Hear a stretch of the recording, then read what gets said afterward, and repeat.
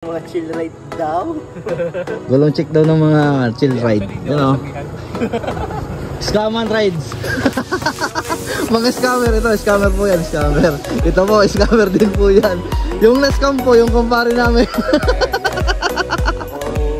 Yan, scammer din po yun. Oh, yun oh. Scammer po yan. Tiyan mo yung mga gulong po. Oh. Sabi kasi rides daw. Yun oh. Sabi hard or chill. Ah, mga sumaas agad oh. Ito. Yung CB650. Yun oh.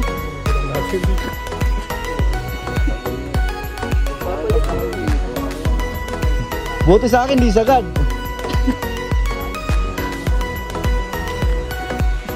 Yun oh, kay Jason. Parang Jason.